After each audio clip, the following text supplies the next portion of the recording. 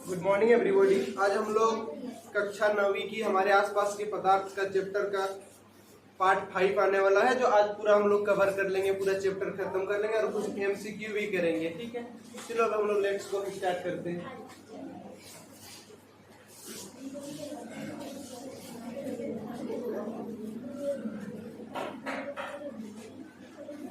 आप लोग की पढ़ाई लिखाई मस्त चल रही है ना? चलना चाहिए ना, तो फिर देख लेंगे ना, फिर रिजल्ट खराब होगा ना तो बहुत पीटेंगे। पहले कैमरा के सामने ला ला कर पीटेंगे।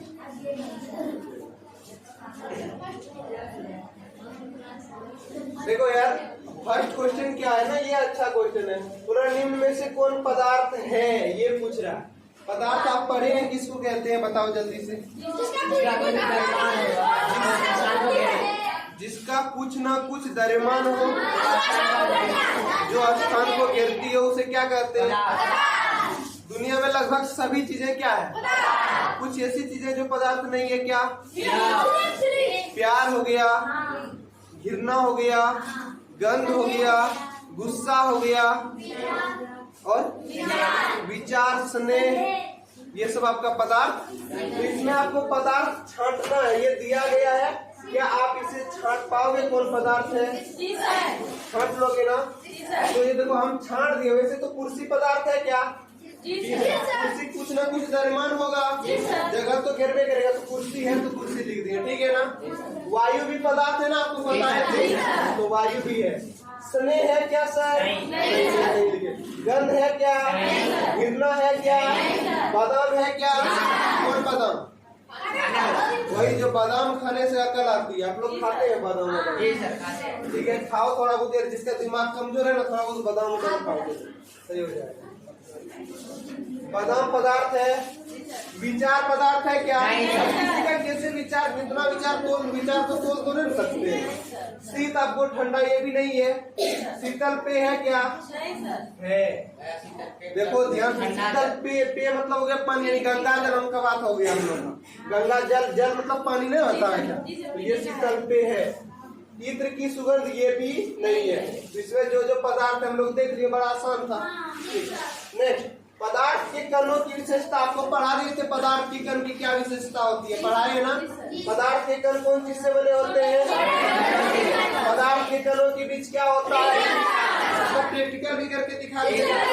पदार्थ के कण निरंतर क्या होते हैं? कुछ नोट पूछ ले यहाँ पर। सबसे अधिक रिक्त स्थान किसमें? अधिक रिक्त स्थान और कम पूछ रहे। अच्छा, किसके कण अधिक गतिशील होते हैं? गैस के अधिक गतिशील होते हैं ना? तो पहला आपका कण की विशेषता क्या था? पदार्थ छोटे छोटे कण। दूसरा, पदार्थ के कणों के बीच क्या होता है? दूसरा, पदार्थ के कण निरंतर क्या होते हैं? चौथा, पदार्थ के कण एक दूसरे को क्या करते हैं? आकर्षित करते हैं। सबसे अधिक आकर्षण बल किसमें? ठोस में सटे सटे होते हैं ना, तो सबसे अधिक आकर्षण बल किसमें? ये क्लियर है? एकदम आज किया ये क्वेश्चन है, कोई दिक्कत नहीं। नेक्स्ट चलते हैं। देखो, किसी पदार्थ की अवस्था में परिवर्तन के दौरान तापमान स्थिर क्यों रहता है, ये क्वेश्चन समझने वाला है। देखो आप बता रहे आपको, एक हम ले लिए बर्फ। क्या ले लिए? बर्फ कौन सी है? ठोस है कि द्रव है कि गैस? बर्फ क्या है आपका? इसको हम गर्म हीट दे रहे हैं। क्या कर रहे हैं? हीट, समझ रहे हो ना? क्या आग दे रहे हैं। तो हीट देने के बाद ये क्या हो गया? पहले जो बर्फ 3 केस बनाते हैं, तब अच्छा समझ में आएगा। क्वेश्चन भी रहना चाहिए। देखो, बर्फ हो गया ये, और इसको हम यहाँ पर हीट कर रहे हैं।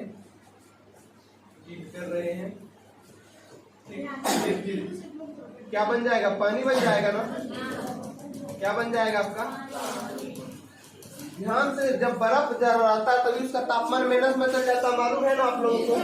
जब भी कोई बर्फ रहता है तो उसका तापमान कौन चीज में चल जाता है? माइनस में चल जाता है ना? तो देखो, पर इसका तापमान अभी सपोज दैट मान लिया कितना होगा? 0 से ज्यादा, 0 तक पिघलने लगता है यार। माइनस में मतलब लेना है, तब ना बर्फ रहेगा। तो ले लेते हैं -10 डिग्री। कितना? अभी बर्फ है ये, मतलब इसका तापमान कितना हो गया? माइनस। थोड़ा समझने वाला लॉजिक वाला चीज है। फिर इसको जब हम हीट किए तो ये कितना हो गया? 0। कितना हो गया? 0 पर होगा तब ये नहीं पिघलेगा। आपको बताए थे कि जल का गलना कितना होता है? 0 होगा तभी निकलेगा, उसके पहले गलेगा कि माइनस करेगा तो नहीं गलेगा। 0 पर क्या हो गया? जब इसको ताप देने लगे, पूरा हीट करने लगे तो तापमान कितना आ गया? 0। और यही 0 पर वो कौन सी बन गया पता है? पानी। यानी यहाँ अवस्था परिवर्तन हो गया। ये था कौन चीज? ठोस, और बन क्या गया? अवस्था परिवर्तन। लेकिन अभी भी इसका टेम्परेचर नापते हैं तो कितना है? 0। यानी यहाँ गलने की स्टार्ट हुआ था 0 में और पानी बन गया। अभी भी तापमान क्या है? थोड़ा देर 0। तो बताओ जो ई उष्मा ये कहाँ चल गया? तू गुप्त उष्मा पढ़ाए थे ना, तो गुप्त उष्मा के रूप में वो क्या हो गया? अवशोषित। गुप्त मतलब ये ले लिया सारा उष्मा। गुप्त बताए थे जितना वो लेगा अंदर से उसको हम लोग क्या कहते हैं? गुप्त। तो ये कहाँ तापमान देखो पूछा है, वही जाता है कि अवस्था परिवर्तन हो जाता होता है ना। ठोस से कौन चीज में बदल गया? लेकिन तापमान स्थिर 0 से कितना रह गया? 0। तो बताना है कि क्या हो जाता उस अवस्था में। तो वही लिखे किसी भी पदार्थ की अवस्था परिवर्तन के दौरान तापमान स्थिर इसलिए रहता है क्योंकि तापमान को गुप्त उष्मा के रूप में पदार्थ क्या कर लेता है? यानी गुप्त उष्मा, ये उष्मा क्या कर लेता है? छुपा लेता, अपना अंदर ले लेता है और उसको पिघला देता है। तो गुप्त उष्मा के रूप में क्या हो जाता है? पदार्थ उष्मा को अवशोषित कर लेता है। इतना सिंपल सा क्वेश्चन है। इसका मेन आंसर है तो एक लाइन में बात करें तो पूछा जाएगा तापमान स्थिर क्यों रहता है? जैसे कि आपको बताना कुछ गुप्त उष्मा के रूप में पदार्थ द्वारा क्या कर ले जाती है? अवशोषित कर लेती है। गुप्त उष्मा के रूप में वो कर लेता है। इतना बाद बाकी क्वेश्चन खाली बड़ा है। आपको पूछा जाएगा कि जब भी पदार्थ की अवस्था में परिवर्तन होता है एक ठोस से द्रव में तो तापमान स्थिर क्यों रहता है? क्या बता देंगे? गुप्त उष्मा के अवशोषित कर लेता है, इसीलिए ना। बस इतना आपको याद रखना, ज्यादा कुछ नहीं है। नेक्स्ट, अच्छा गर्म दिन में कूलर अधिक ठंडा करता है ना। कूलर देखें आप लोग, कूलर अधिक ठंडा क्यों करता है मालूम है? देखो कूलर होता क्या? कूलर में पानी डालना पड़ता है, आप लोग देखेंगे कभी। तो कूलर होता क्या? देखो यहाँ पर लिखे हुए कि गर्मी के दिनों में कूलर अधिक ठंडा इसलिए करता है क्योंकि गर्मी के दिनों में तापक्रम अधिक होता है, अधिक तापमान होता है ना। अभी ज्यादा तापमान होता है गर्मी के दिनों में, तो तापमान अधिक होता है। आर्द्रता क्या होता है? आर्द्रता कमी, नमी कमी रहता है, जिसके कारण वाष्पीकरण की दर क्या हो जाती है? देखो मान लीजिए कूलर हो गया, क्या हो गया? कूलर का जब आप शेप देखेंगे ना, इसमें पानी डालना पड़ता है। एगो मोटर रहता है, पाइप, इसके द्वारा पानी जाता है ऊपर से, कहाँ गिरता है? नीचे। तो ये क्या होता है? इधर से इसमें एक हवा है, पंखा लगा होता है। देखिए आप लोग एक पंखा लगा होता है। ये पंखा क्या करता है? वो हवा को ऐसे करके जो बूंद बूंद पानी गिरा ना उसको क्या करता है? बाहर करता है। और फिर जब बाहर करता है तो इधर से जो हो गया, इधर कम हो गया तापमान, हो गया कम, लो प्रेशर हो गया, तो इधर से हवा इधर इस साइड आएगा, इस साइड आएगा तो सब ठंडा हो जाएगा इधर, फिर इधर फेंकेगा ये हवा, फिर इधर से आएगा ठंडा। तो आसपास का वातावरण एक्चुअल में क्या हो जाता है? ठंडा हो जाता है, जिस कारण से कूलर क्या हो जाता है। यानी मेन इसका पॉइंट इतना घटी है कि वाष्पीकरण की दर के कारण क्या हो जाता है? हमें ठंडा महसूस होता है। यानी जब तापमान अधिक होगा तो वाष्पीकरण ज्यादा होगा। और आपको पढ़ाए थे वाष्पीकरण के कारण कैसा महसूस होता है? हमें होता है ना, कल पढ़ाए थे ना। जैसे आप लोग नॉर्मल पॉली डालते हैं कैसा लगता है? ठंडा। पेट्रोल हाथ में डालते हैं तो कैसा लगता है? क्यों? क्योंकि वो वाष्पशील पदार्थ वाष्पन कर जाता है। इसीलिए गर्मी के दिनों में हमें कूलर क्या होता है? ठंडा होता है। कूलर देखो फोटो लाए नहीं है, अगर लाते तो और अच्छा से क्लियर हो जाता। आपको दिखा देते ना तो क्या होता है। देखो थोड़ा इसमें जो होता है ना, एक नरवा टाइप का घास इसमें बहुत सारा रहता है, आप खोल के कभी देखेंगे। और यहाँ एक फैन, इसके अंदर क्या लगा हुआ है? फैन लगा हुआ है। फैन पूछते हो ना, पंखा। अब ये इसमें ऊपर से क्या करना पड़ता है? यहाँ एक टैंक रहता है, इसमें पानी डालना पड़ता है, वही ना। और पानी इस तरह मोटर से, ये ना एक पाइप रहता है, 3-4 इस प्रकार का पाइप रहता है जो आता है। जैसे इसमें क्या करेंगे आप लोग चालू करेंगे तो ये पानी धीरे धीरे ऊपर से क्या होता है? नीचे आता। और नीचे आता ही पंखा भी चलता है तो पानी को क्या करता है? फेंकता। जैसे ये पानी को ये फेंका तो क्या हुआ, उसका अंदर में जो होता है लो प्रेशर बन जाता है, कम प्रेशर बन जाता है। अब कम प्रेशर बन गया तो फिर इधर गर्म जितना भी रूम में वायु था, गर्म वायु, वो गर्म वायु क्या पीछे से गया और जा करके फिर वो क्या कर दिया, फेंका, उधर ठंडा हो गया। जैसे ही अंदर जाता ना तो ये क्या हो जाता, जैसे यहाँ वो जल मतलब पूरा रूम में छिड़का, जब हवा चलती है, पंखा चलती है तो ये इसके द्वारा जल छिड़कता है।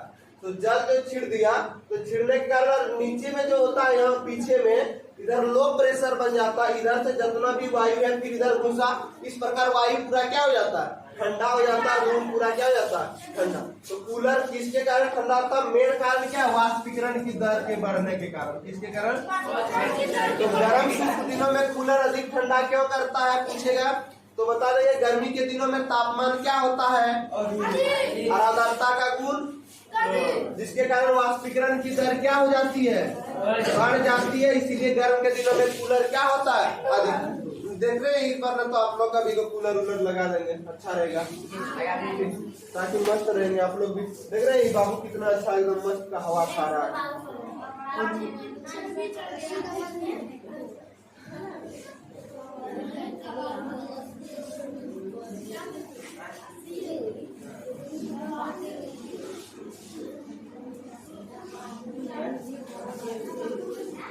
देखो बाबू एक इम्पोर्टेंट क्वेश्चन आ गया, इसको घर में सभी को बनाना है, ये बहुत आसान है। बोल रहा है कि आपको बदलने देगा कि सेल्सियस को कौन चीज में बदलना है, याद रखना सेल्सियस को केल्विन में बदलने के लिए हम लोग क्या करते हैं, 273 को जोड़ते हैं। सर क्यों जोड़ते हैं, क्योंकि आपको पढ़ाए होंगे बर्फ का गलनांक कितना होता है, क्या दोनों आ रखना, सेल्सियस में पूछेगा तो 0 डिग्री सेल्सियस और केल्विन में पूछेगा तो, यानी 0 डिग्री सेल्सियस बराबर ही क्या होता है 273। इसीलिए आज हम सेल्सियस को केल्विन में बदलने के लिए क्या करेंगे, जोड़ते हैं, और केल्विन को सेल्सियस में बदलने के लिए कभी ना एग्जाम में भूल जाएगा तो भूलना नहीं। देखो सी से के जाना है तो बढ़ना पड़ेगा ना, अरे ABCD में सी क्या नंबर पे आएगा, 3 नंबर पे, के क्या नंबर पे आएगा, 11। तो बढ़ेंगे ना, बढ़ेंगे तो क्या करना पड़ेगा, और के से सी जाएंगे ABCD में तो घटना पड़ेगा ना, तो घटा देंगे। कितना जोड़ना घटाना है तो सिंपल सा। अब इसको यार आप लोग आंसर बता पाओगे, जल्दी बताओ तो कौन बता पाओगे, कौन चीज में बदलना है, पता है तापमान को सेल्सियस में बदलना है, कौन चीज में, तो क्या आप केल्विन में दिया है, सेल्सियस में बता सकते हो कितना होगा, केल्विन में दिया है ना, आपको सेल्सियस में बदलना है, डिग्री सेल्सियस में।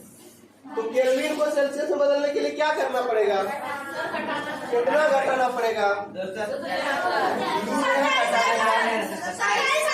10 में 3 गया तो 7 9 में कितना आ गया, कितना डिग्री सेल्सियस आता है ना आप लोगों को, क्योंकि 0 में 3 तो घटेगा नहीं, ई इसको पहचान दिया 10 हो गया, फिर ई इसको पहचान दिया कितना हो गया 10 में 3 गया तो 7, या 1 दे दिया तो 10 में 9, 9 में 2 गया तो 7, सॉरी 9 में 7 गया तो 2, और ये 2 में 2 कितना आ गया। अब ये तो बताओ आप लोग, सब हम ही बता देंगे। इसको भी केल्विन को सेल्सियस में बदलना है तो कैसे बदलेंगे, घटा देंगे। अरे के को सी घटाना ही पड़ेगा ना, कितना घटाएंगे, तुम लोग यार लूर नहीं है, लगता है जवाब नहीं आता तुम पकड़ूर सब, कितना हो जाएगा घटा देना, 3 में 3 गया तो 7 में 7 गया तो क्या 300 बना लोगे ना। नेक्स्ट ईयर देखिए, इसको हम छोड़ दिए ताकि आप लोग अपने से बनाओगे, ठीक, वहाँ नोट्स जो भेजेंगे उसमें नहीं रहेगा बनाया हुआ, खुद से बनाना। चलो इसको बताओ अब क्या करना है, केल्विन में बदलना, वहाँ उल्टा उसका, वहाँ से केल्विन में दिया था कौन चीज में बदलना बोला, यहाँ कौन चीज में दिया है सेल्सियस में बदलना है, कौन चीज में, इस चीज से के बदलने के लिए क्या करेंगे, 273 को क्या जोड़ दें, 5 3 7 2 का कौन चीज में बदलने बोला था, क्लियर है? इसको भी डिग्री सेल्सियस को कौन चीज में बदलना है? तो क्या करेंगे? तो जोड़ने आता है 3 3 6 7 7 14 3 2 5 और 1। क्लियर है ना? ठीक है। हमने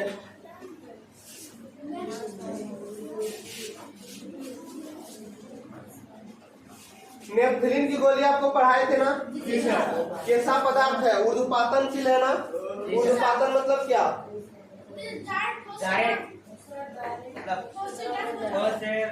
ऊर्ध्वपातिक पदार्थ किसको कहते हैं? जल्दी बताओ। जो द्रव अवस्था में बदले भी ना, ठोस से सीधे, जैसे कपूर, नेपथलीन की गोलियां, यूरेनियम नहीं, अमोनियम क्लोराइड। तो पूछ क्या रहा है? नेपथलीन को रखा रहने देने पर कुछ समय बाद ठोस पदार्थ छोड़े बिना क्या हो जाती है? अदृश्य हो जाता। आप नेपथलीन को यहाँ रख दो, कुछ छोड़े बिना क्या हो जाएगा? अदृश्य। अदृश्य मतलब जिसको हम लोग देख नहीं पाएंगे। दृश्य मतलब देख पाएंगे, जिसको देख। आप नेपथलीन रख दो और 1 दिन 2 दिन बाद आना देखने के लिए, क्या होगा? रहेगा वहाँ? क्या हो जाएगा? वो अदृश्य। क्यों हो जाता अदृश्य? सिंपल सा लॉजिक है। नेपथलीन कैसा पदार्थ है? ऊर्ध्वपातनशील पदार्थ है ना? और ऊर्ध्वपातनशील पदार्थ क्या होता है? द्रवावस्था में बदले बिना क्या हो जाता है? सीधे ठोस से। इसीलिए इसको रखने पर कुछ समय बाद क्या हो जाता है? ठोस छोड़े बिना अदृश्य हो जाता है। सिंपल सा जवाब है ना यार। ये सब रखने का नहीं है, पहले बोल दिए। पूछ रहा कि नेपथलीन की गोली रखा रहने देने पर कुछ समय बाद, कुछ समय ठोस पदार्थ छोड़े बिना अदृश्य रहता है। आपको इतना चीज बताना है कि सर नेपथलीन जो होता है वो कैसा पदार्थ है? और ऊर्ध्वपातनशील किसको कहते हैं? जो द्रव अवस्था में बदले बिना ठोस से सीधे कौन चीज में बदले। इसीलिए पूरा क्वेश्चन को छाप देना। इसीलिए नेपथलीन को रखा रहने देने पर कुछ समय कुछ भी ठोस पदार्थ छोड़े बिना क्या हो जाती है? अदृश्य। खत्म हो गया ना? चलो हमें इत्र की गंध बहुत देर बैठे हुए पहुंच जाता। अभी सेंट मारेंगे आपके पास पहुंचेगा ना? क्यों? आपको पढ़ाए थे ना? क्योंकि इत्र वाष्पशील कण है, वो हवा के साथ मिलकर क्या हो जाएंगे? तेजी से विचलित हो जाएंगे, जिस कारण से हम दूर बैठे भी उसको गंध पहुंच जाता है। देखो इत्र के कण कैसा पदार्थ होते हैं? जो हवा के कणों के साथ मिलकर तेजी से क्या हो जाते हैं? विचलित मतलब विसरण पढ़ाए थे ना? तो विभिन्न पदार्थ के कणों का आपस में मिलना क्या कहा जाता है? विसरण हो जाता है, जिसके कारण इत्र की गंध बहुत दूर बैठे हुए भी हमारे। यार ये सब लॉजिक वाला क्वेश्चन है, रटना किसी को नहीं, सिर्फ समझ। कोई पूछेगा तो जवाब दे देना, बस एक बार देख लेना। चलो यार नेक्स्ट क्या है? देखो पुनः निम्नलिखित पदार्थों को उनके कणों के बीच बढ़ते हुए आकर्षण बल में दर्शाना है। बढ़ते हुए मतलब सबसे कम, फिर उससे ज्यादा, फिर उससे ज्यादा। आकर्षण बल पढ़ाए थे ना? सबसे अधिक आकर्षण बल किसमें होता है? ठोस में या द्रव में या गैस में? आकर्षण मतलब जो सटे होते हैं, सबसे अधिक आकर्षण बल और सबसे कम। अब 3 पदार्थ दिया हुआ है, क्या क्या? जल, चीनी। बताओ सबसे कम आकर्षण किसमें होगा? अरे ये गैस है ना यार, ये क्या है? गैस। ये क्या है? ठोस। और ये क्या है? तो सबसे अधिक आकर्षण किसमें होता है? सबसे अधिक चीनी। सबसे कम बढ़ते क्रम में, मतलब कम वाला लिखना होगा पहले। सबसे कम किसमें हो गया? उससे ज्यादा किसमें हो गया? और उससे ज्यादा लॉजिक वाला क्वेश्चन है, कुछ नहीं रखना नहीं है। निम्नलिखित तापमानों पर जल की भौतिक अवस्था क्या होगा? बताना। अगर 25 डिग्री सेल्सियस पर पानी रहेगा या बर्फ बन जाएगा या क्या होगा? वाष्प बनेगा। 25, अभी तापमान 25 ही होगा लगभग। तो अभी पानी क्या है? द्रव अवस्था में है। हम पानी को गिलास में रखेंगे, उड़ने लगेगा या बर्फ जम जाएगा या पानी रहेगा? तो 25 डिग्री सेल्सियस पर क्या रहेगा? और 0 जब हो जाएगा तो बर्फ बनना लगेगा ना? तो उसको क्या कहेंगे? ठोस। और जब 100 हो जाएगा के वाष्प बनने लगता है, तो उसको क्या कहते हैं? जलवाष्प। क्लियर है ना? और पूछ ले 2.5 डिग्री सेल्सियस पर जल क्या होगा? बताओ। 2.5 डिग्री सेल्सियस पर जल क्या होगा? ठोस कि द्रव कि गैस? इनमें से कोई नहीं, गैस होगा ना। और पूछ ले -10 डिग्री सेल्सियस पर जल क्या होगा? बर्फ यानी ठोस ना। ठीक है, अब बोलो और पूछे 30 डिग्री सेल्सियस पर जल क्या होगा? जल रहेगा ना, तो क्या हो जाएगा? द्रव। क्लियर है? बस एक ही गो और 2 गो है, खत्म। उसके बाद आपका केबीसी करवाएंगे। पुष्टि हेतु कारण देना मतलब इसका मतलब रीजन देना क्यों होता? जल कमरे के ताप पर द्रव है। अभी हम पानी को रखेंगे, द्रव ही रहेगा कि गैस बन जाएगा कि ठोस बन जाएगा?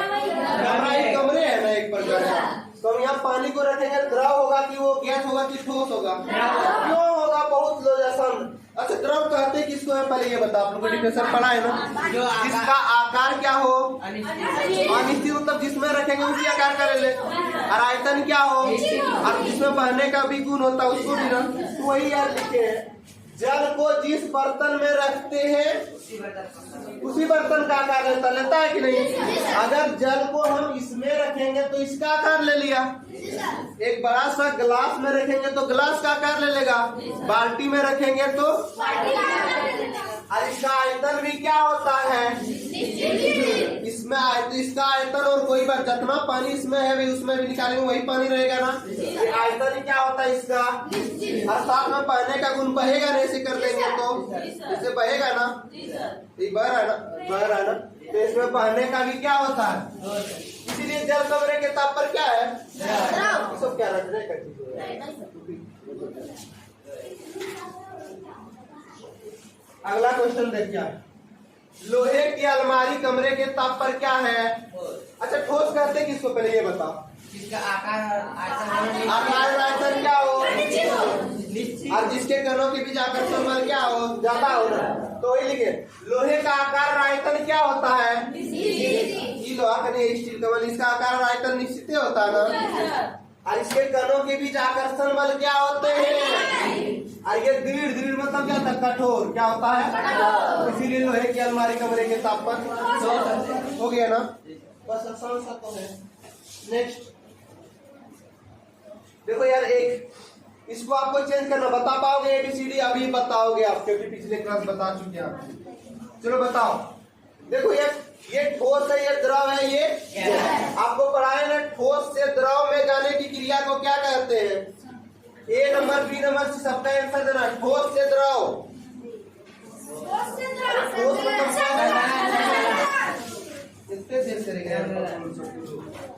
ये हो गया। ठोस मतलब क्या हो गया? बर्फ। द्रव मतलब क्या हो गया? और गैस मतलब क्या हो गया? यही ना। तो बताओ, ठोस से द्रव यानी पानी से, तो द्रव से पानी जाने के लिए क्या पड़ेगा ना? ए नंबर लिखने वाला एक आंसर क्या हो जाएगा? संगणन। क्या हो जाएगा? तो खुद आप लोगों को करना है, ठीक है ना? हम बता दे रहे हैं। फिर देखो बी क्या बोला? बी मतलब द्रव से गैस जा रहा है, यानी पानी से वाष्प। तो कौन सी तो कहते क्या है?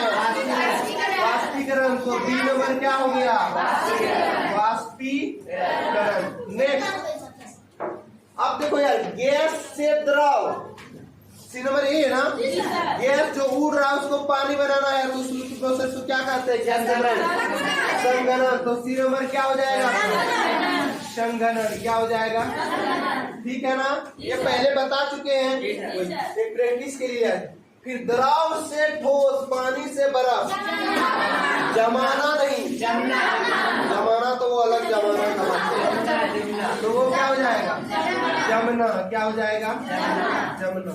नेक्स्ट, अब देखो यार, ठोस से सीधा गैस, ऊर्ध्वपातन।